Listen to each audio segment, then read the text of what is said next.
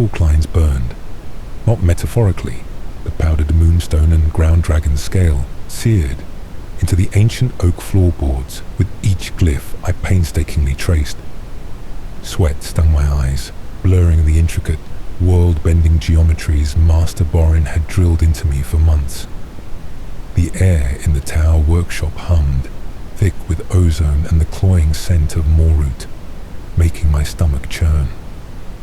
"Focus, Alara." Borin's voice, usually a dry rasp, like pages turning, crackled with tension.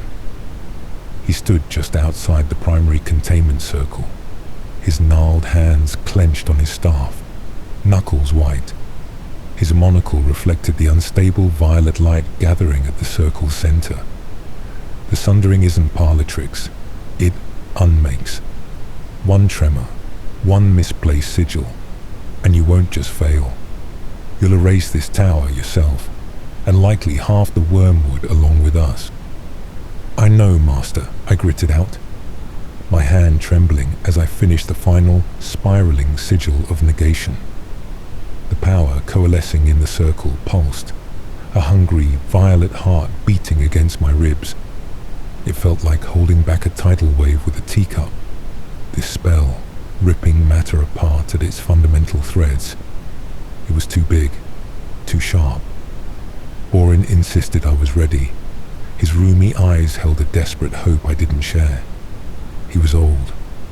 The magic was fading from the world, they said.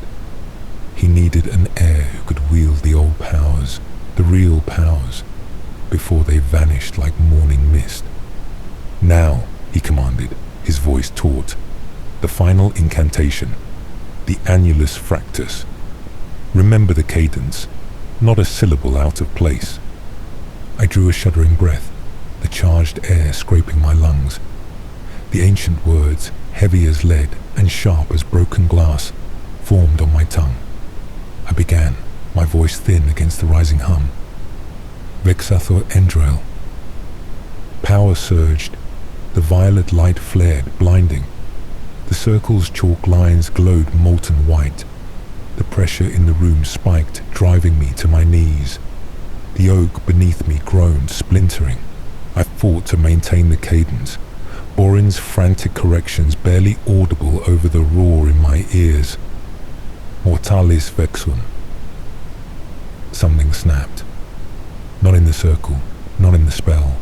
Inside me. A feedback loop, vicious and immediate.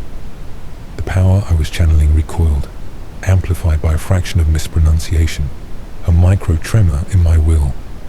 Instead of flowing outward, focused on the inert lump of lead in the circle's center, it lashed backward, along the path of my intent, towards the source of the spell's containment, towards Borin.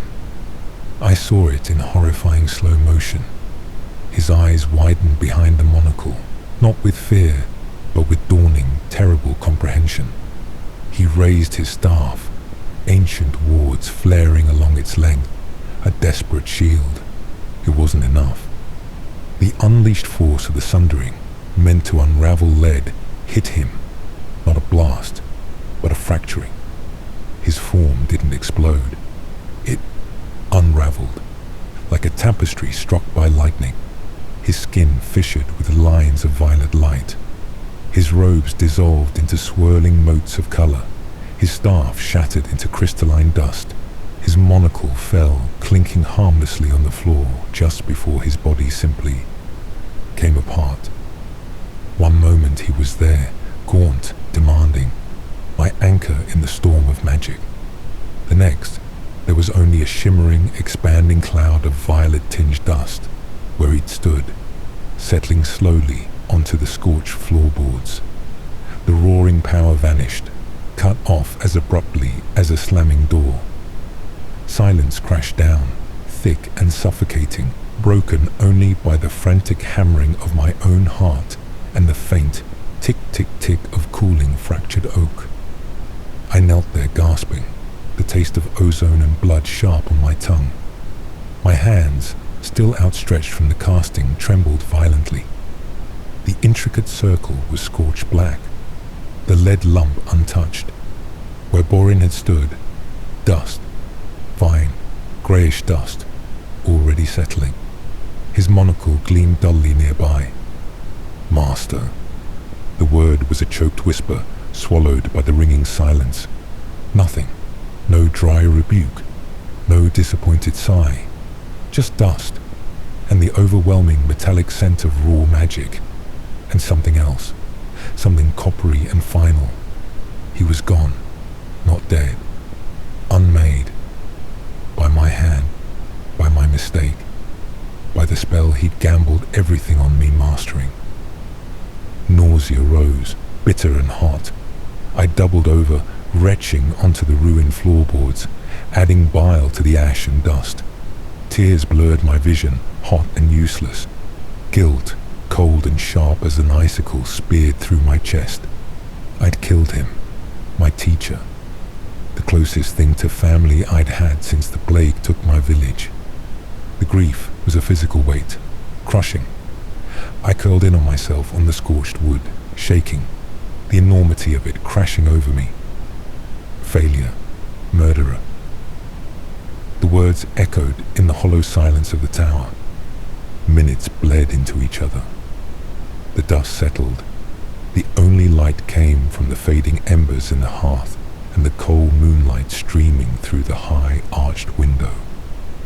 Slowly, the paralyzing shock began to recede, replaced by a chilling numbness. I pushed myself up, wincing as splinters bit into my palms. I stared at the pile of dust that had been Master Borin, at his unscathed monocle. My gaze drifted to the heavy grimoire lying open beside the ruined circle. The page showed the Annalus Fractus, its complex diagrams and glyphs now indelibly etched in my mind, along with the taste of failure and dust. The power, the terrible, unmaking power. I had touched it. I had wielded it, however catastrophically. It hadn't consumed me, not entirely. I was still here. A strange, cold clarity washed over me, cutting through the grief like a knife through fog. Borin had sacrificed everything for this knowledge. He'd believed in its necessity in a world fading into mundane twilight. He'd believed in me, right up until the moment I'd dissolved him into nothing. He was gone. The knowledge, the terrible, intoxicating power of the sundering, wasn't. I stood, my legs surprisingly steady. I walked over to the grimoire, my steps echoing in the silent tower. I looked down at the deadly incantation, then at the fine layer of grey dust coating the floorboards near my feet. A hollow laugh escaped me, dry and brittle as old bones. Well, I murmured, the sound loud in the stillness. I reached down, my fingers brushing the cold glass of Borin's fallen monocle before picking up the heavy grimoire. The leather felt strangely warm. I already killed one person with it. I snapped the book shut, the sound final. Might as well learn how to do it properly. I tucked the grimoire under my arm. The dust of my master clung to my boots as I turned and walked towards the stairs leading down from the tower. The moonlight felt cold on my face. The silence wasn't empty anymore. It was full of the hum of potential, dark and sharp and waiting. Borin wanted an heir to the old powers. He'd gotten one, just not the way he'd planned. The path ahead was scorched earth and ashes, paved with the unmade remains of my only teacher. But it was a path, and for the first time, holding the book that held both salvation and damnation, I knew exactly where it led. Forward, into the unmaking dark.